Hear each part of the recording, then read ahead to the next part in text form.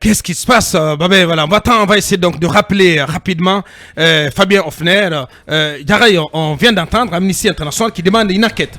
Oui, bien sûr, c'est ce que réclame tout un chacun, tout Guinéen, parce que... Pour faire la lumière sur cette tuerie. Pour faire la lumière sur cette tuerie, ce qui se passe est anormal, même si on pouvait quand même l'éviter, en acceptant surtout de se mettre autour de la table et d'accepter justement la main tendue du gouvernement, de la junte au pouvoir. Vous savez, malgré l'organisation de ces manifestations, la junte au pouvoir est quand même restée formelle là-dessus par rapport à la main tendue. Et je pense qu'aujourd'hui, les religieux aussi s'inscrivent dans la même logique en demandant aux forces vives d'accepter de sursoir à leur manifestation et de venir autour de la table. Quoique, même s'il y aura des manifestations en permanence dans ce pays, la situation, on va finalement se retrouver autour de la table, se regarder en face, discuter des problèmes guinéens entre Guinéens. Et je pense qu'aujourd'hui, il faut privilégier cette voie. La voie du dialogue. La voie du dialogue, c'est très important. Nous n'avons pas besoin de scènes de violence, puisque en Guinée, quand il y a des manifestations, il y a toujours des violences qui s'en suivent, des cas de mort.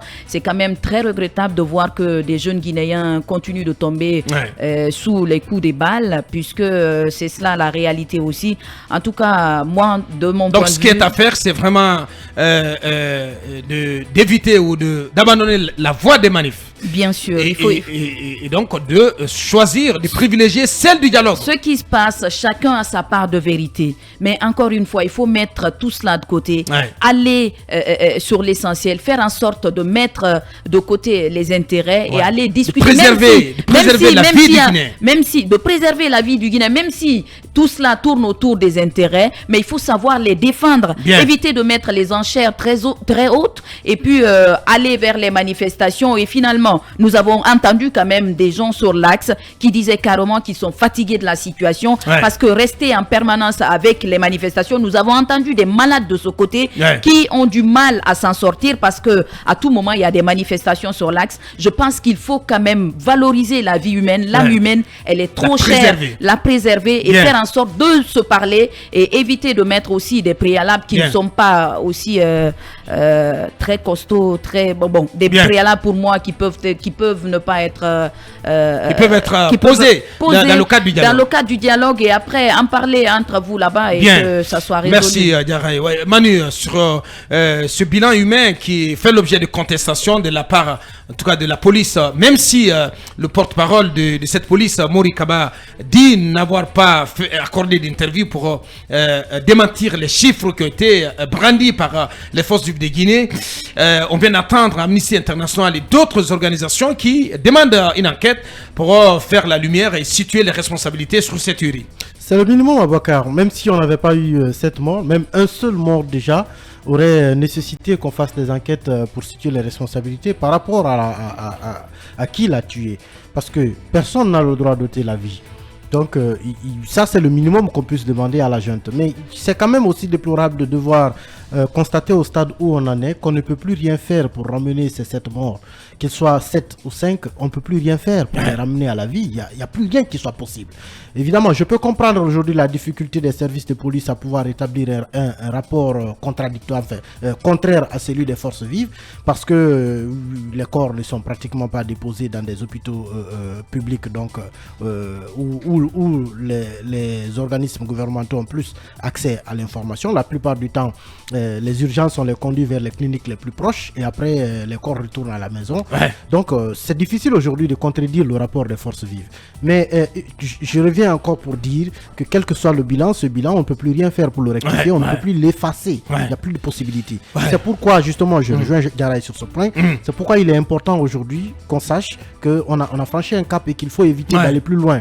Il faut revenir autour de la table. Peut-être qu'il est urgent de mettre fin à cette comptabilité macabre. Il est très urgent de mettre fin. Oui, parce que ça devient quand même, ça devient insupportable, Manu, de voir des âmes d'innocentes personnes, des enfants ôtés de la sorte. Parce que chaque fois que, moi j'ai du mal à comprendre que chaque fois qu'il y a un appel à manifester, on tue des Guinéens, on les abat comme des pigeons, Manu. C'est révoltant à la fin du compte. Ce qui me fait le plus mal à Boubacar, c'est qu'on commence par le dialogue, on vient faire des morts et on retourne dialoguer. ça veut dire qu'en réalité, les gens meurent pour rien. Si qu'est-ce qu'il faut aujourd'hui? Il faut retourner dialoguer. Moi, je dis qu'aujourd'hui, il y a une chose sur laquelle on peut tous être donc, il faut abandonner les prêts. Attendez, je ne dis pas d'abandonner, encore une fois. Laissez-moi m'exprimer à Boubacar. Bien, allez-y. Il y a une chose sur laquelle aujourd'hui on est unanime. C'est que même après le départ des forces vives, des pourparlers qui étaient en cours, le Premier ministre a continué à venir, continue à exhorter toujours au dialogue. Les forces religieuses l'ont fait hier. C'est pour dire que, quelle que soit la situation, la revendication que vous avez, moi, personne ne peut me convaincre du fait qu'on peut aller à un bras de fer qui peut coûter la vie pour revenir ensuite dialoguer. Parfois, quand je m'assois, je caricature un peu. Je dis, on a affaire, en fait, d'un cas comme de l'autre, que ce soit du gouvernement ou des forces vives, on a affaire à des responsables, je dis à des pères de famille, qui gardent leurs enfants à la maison, qui partent d'abord, qui commencent par prendre leur véhicule climatisé, ils partent s'asseoir dans des salles climatisées, ils parlent un moment, 2 jours, 2 fois, 3 fois, 4 fois, 5 fois, après ils disent on est fatigué. Genre on est fatigué, la solution, allons tuer quelques Guinéens, et ensuite revenons nous asseoir, on va parler. Je pense qu'il faut qu'on nous sorte un peu de cette caricature-là, qu'on remette la vie du Guinéen au centre. Chacun aujourd'hui dit se battre pour ces Guinéens-là. Mais vous ne vous battrez pas pour un pays où tous les Guinéens sont morts. Arrêtez de les tuer, sinon vous ne vous battez pas pour eux.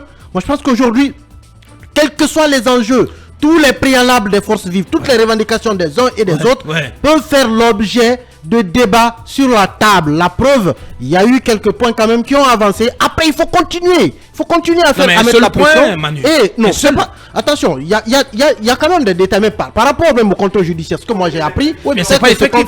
Ce contrôle judiciaire n'est pas effectif. Oui, on en parle là dans un instant avec un de ces acteurs qui, encore sous le poids du contrôle judiciaire. Je suis d'accord, mais des informations que j'ai, c'est pas effectif parce que les avocats n'ont pas introduit la procédure qu'il fallait en la matière.